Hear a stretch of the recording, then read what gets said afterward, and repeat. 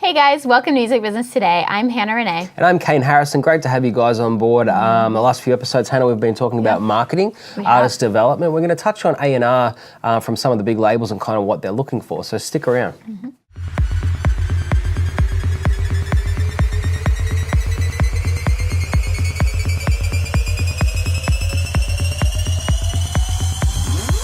Hey guys, welcome back to Music Business Today. Welcome back, guys. Of course, as we said before the short break, we are talking about marketing and how you can market yourself as an independent artist, or even if you're doing quite well as an independent artist, what you kind of need to do to keep that going and maybe push through and get that record deal. Today, we've got a little list that we're going to go down, which is from an A&R person who kind of what they look for. Of course, this changes all the time. But, you know, Hannah, one of the big things, first and foremost, that they look for now is exceptional vocals, exceptional musicianship. You're exactly right. It's at the top of the list. But I think, again, you know, and this is going to be on every single point here. Yeah. Practice makes perfect. I mean, you need to You can have the talent, but if you don't put in the time, there's someone else with less talent but more drive that's going to surpass you. And I think that that's what you need to think about when looking through this list or setting yourself up, is that this is unfortunately a competition, and you won't be the only person that these guys are looking at, especially if you're not kind of like a breakout artist. Maybe, you know, there's a label that has an imprint that wants to put 4 or 5 artists on, they have one clear winner and they're looking for a couple others to come up behind it. You know, it can get pretty tight, and it can be the smallest things that either tip you over the line or just you completely miss out for. But exceptional vocals, you have to be able to perform live. I mean, you have to be able to perform live. You have to be able to back it up.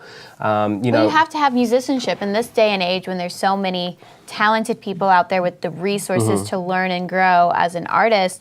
If someone hands you some music they want you to sing and you can't sing it, you know, you don't know what to do other than your own stuff, like, they're going to look at you a little funny. Well, I think that you say, I mean, look, Adele's just come back with her next big single off this new album. But I mean, for me, when I heard that song, the song is fantastic, but this voice just cuts through everything else on the radio. I remember when she sang at one of the UK awards and her last big single, and again, everyone just seemed to stop. I mean, because she's a powerhouse. Unbelievable. Kelly Clarkson's the same. But that doesn't mean that if you're someone who has to work really hard to be able to maintain your vocals, that you're not just as good, but you need to be able to do that. So that's one. Well, and that is a muscle, so it is something that you do need to continually be developing. And look after it. I mean, and look after it. Take care of it. So get yourself one of those funny little scarves and a cup of warm tea. Hey, no judgment in Nashville. Like, let's be real about that. About this time of year, you start to see all these scarves come out and everyone's sipping on their tea. I mean, come on. Have Lemon a Marlboro Red and a whiskey for once. So we'll move on. You need continued education. You need to educate yourself about your music skills. Continue to develop your skills. Yes, absolutely, your skills, but I think also in business, have your finger on the pulse of what's going on. Well, but it's across the board in any industry, and I think sometimes people forget that music, that being an artist is still a business. You know, you have a doctor, they're continually going through ongoing training to be able to do what they do. So why, as an artist, would you not be doing the same to continue to develop and better yourself? They say, you know, 10,000 hours to become a master. So where are you putting in those 10,000 hours? Yeah, that's exactly right. And the next one on the list is quality equipment. We know that sounds a bit funny, but it's so true because there is a case of fake it till you make it, especially in the entertainment industry, but I think it's kind of across the board, I'll be honest. Smoke and mirrors works fantastic if the smoke is thick and the mirrors are polished. Now, this comes, if your microphone is crackly and it's not working, now the struggle comes, Hannah, is that there are a lot of people, especially in the creative world, there's no money in this until you get to a certain point. So you need to just make sure you do the very best and put your very best foot forward when it comes to maintaining your equipment, looking after equipment, not losing it, not getting it stolen. And that goes into what we were talking about in a previous episode on performance ability.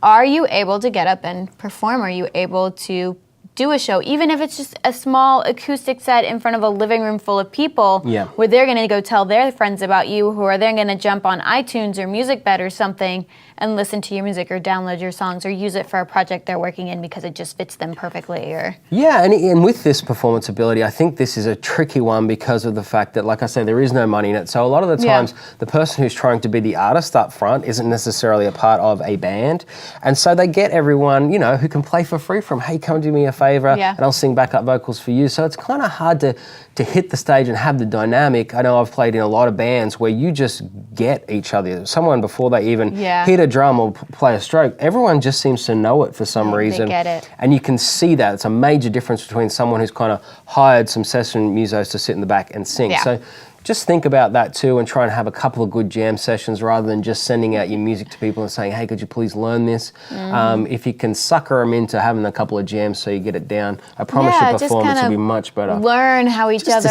works. And you look like this unit, and you feed off each other's energy. And so it's really hard for you as the lead singer to kind of be up there portraying all this energy when everyone else is kind of just going through the motions. Going through the motions. Playing the music you sent them. And then that also goes into the image creation, like we talked about earlier, image creation and maintaining that image. So not just deciding what your image is and kind of who you are, but also maintaining that across the board. Consistency. I'll say it again. It's my favorite word. It's consistency. It's a great word.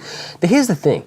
Places like Nashville, people are watching all the time. Yeah. Even when you don't think they're watching, they're watching. And one thing that they love in this town, and I promise it's in everything, is consistency. Who are you when they're not looking? Who are you when they are? I mean, and they'll soon see this facade. And so we actually talk about this in entrepreneurship a lot. It's the same as people doing a pitch. They walk up for this 3-minute and pitch this wonderful business. Everyone falls in love with them. And then when it's time to get down and do the work, you're a completely different person because you put this act on. So I understand with being in the entertainment industry, there's an element of that. But you just need to be really consistent with what you're doing. So what's next, Hannah? Well, a plan of action. Numero uno. I know, that really should kind of be at the top, having your plan of action and remembering, goals. I mean, there's more of this list. Remembering, this isn't our list. This has come from A&R people in town. This is what they're looking at. So you can see how you have to be very rounded at everything that you do. A plan of action, to me, is not only a plan of action as to where you want to end up, measuring your success. And as we've said, everyone's success is different, and everyone's success shouldn't be, I want to be a number one, big time artist and sell a bazillion records, because it's not going to be. It's a great thing to have, but it's not going to be like that for everyone. Measure your success and plan it out. I think the other cool thing is to have some nice little goals in between. Yeah, well, it shows initiative. Maybe you're sitting down with managers and decided it's time for me to get a manager. I'm going to sit down with people and talk with them. If you just walk into the meeting and you're like, hey, here's my music, tell me what to do, a lot of people aren't going to be attracted to that. They're not going to want to work with that because it kind of just shows that you're kind of lazy. Like, you just sit back and expect them to do a lot of work for you. Hannah, I think you knocked it on the head. I think you need to go about this as if no one else is going to help you. Even if you're shopping or trying to shop around for a deal, you need to pretend that you're never going to get that deal and you're moving forward no matter what.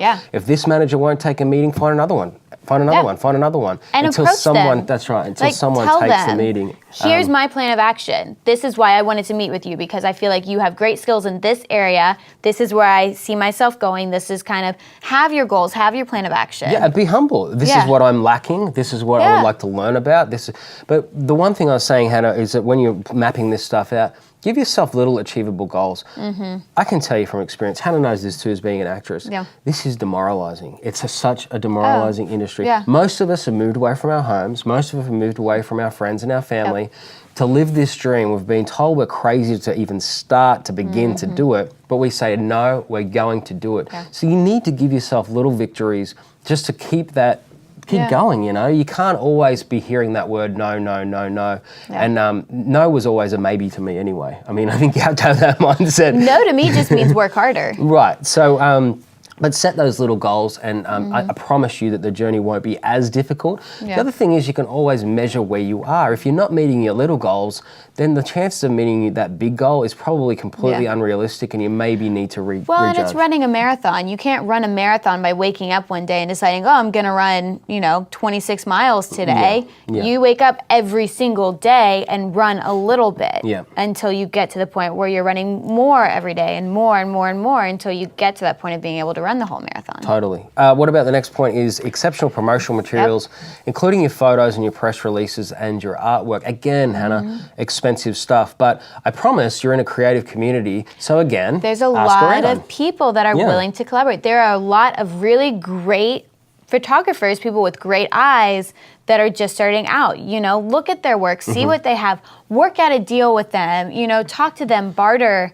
I wouldn't ever expect, another artist to work for free. I think that's a little bit unfair because you're not going to expect someone in other industries to work for free for you. But I think it's great to work out a system because everyone is kind of getting started at some point, and everyone wants to help everyone else out. I think the greatest thing about being a musician is that not everyone can do it. It's, the great saying is you either know how to play guitar or you want to learn. And that's kind of how it always is. And so if you have a photographer, say, for instance, offer to play at their Christmas party for free. All those sorts of things. Or even set it up to say, hey, man, if I sell 100 records, I'll give you whatever it might be, but work out a way where it's really reciprocal and you're not seen as being that person who's kind of always asking for something. You're always asking for favors. You'll have to. There's a lot of stuff to get off the ground to do this stuff, but it's so possible. Even the ability with your iPhones and things like that now to be able to take footage. Yeah, there's so much you can do. What we got next? This extensive list. This is a very extensive list. We're not going to be able to make it through the whole list in this one episode, but we do encourage you guys. We will have the link posted so you can jump on there and go through it and kind of question yourself. Maybe, list out each thing and say, okay, what have I done today? Again, this is from A&R people who are in the business. This isn't us making this up. This is what they're looking at every single thing. And when they find that person who has the most of these things and is knocking it out of the park with every one of them, that's when they're going to say, hey, you know what? Come and be on our team and we'll help you out. Well, and it seems like if you have every single one of these things, it's almost impossible for you not to succeed. Well, that is true. I mean, I think it's a great list to work through. This is a really good, maybe one of those moments we were talking about where you kind of just give yourself a checklist. Is this the stuff I'm doing? Is this where I can improve a little bit more? I know this is what most people don't want to hear, Hannah. They don't want to hear that this is really difficult. What do you mean? I can't just get together, have a couple of beers, jump on stage and play some tunes that I've poured my heart and soul in? The answer is no. What? You can. There are tons of bars downtown that would love to have you. Yeah, but if you're wanting to make a career off of it. Just to go off some of the other lists is marketing, which we have talked about a lot, publicity, promotion, knowledge, online and offline, professional management. I mean, I'm not a massive believer in that. I think that if you're knocking some of these other things out of the park, you don't need to take that. Well, if you understand how to manage yourself, that plays into the business aspect of things, where if you really are not business savvy and you want to hire a manager to do that, that is great. Yeah. Don't spread yourself too thin. Hire someone else. Also, basic knowledge of how this all works. The knowledge of recording, producing, engineering, mastering. You don't need to know how to do it, but it's really nice to be able to have an understanding. At least then you have a credible input if you want to say, hey, I'd really like it if it kind of sounded like this or like that. The next is basic knowledge of the manufacturing and distribution, online sales, brick and mortar airplay. Which is going to play This is your business. And so you really need to know a little bit about how this works and which way you want to point your music. You don't have to know all this at one particular time, and most will start with online digital sales. Well, and having a knowledge of that is also going to keep you from getting cheated. Yeah.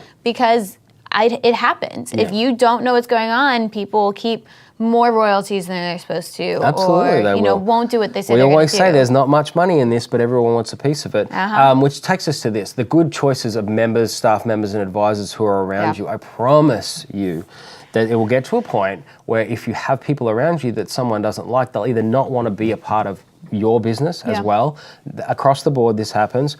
Or you're going to have that really tough decision of saying, you know what, thanks so much, friends and family, you've been awesome, but I'm going to have to say goodbye. So think about the relationships that you have. They represent you and your brand as well. So, Well, and that's important to have good working relationships with people, but also recognize where maybe you started off with a friend who was a great manager for the first 3 years of your career, but now you're in a place where you need someone who's a little bit more experienced or has more connections or understands more of your market.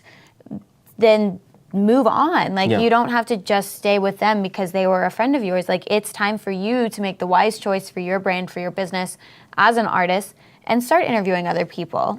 Don't just do it behind their back. Talk to them, sit down, be like, look, I've loved what you've done for me. I feel like it's time, in my career, for me to move forward a little bit and kind of maybe go in a different direction. But I think the last one for me, I mean, there's they go into the legalities of it all. I'm not sure you need to know that right off the bat, but definitely if you're signing contracts and things, you need to know about that. Well, I feel like definitely publishing, copywriting are important, and they're fairly simple to get the gist of it. Yeah, just so you know you're not being taken. Your finances, your accountant is super important. Now, this one's interesting to me, and Hannah will finish on this one, but they have in this is from A&R people.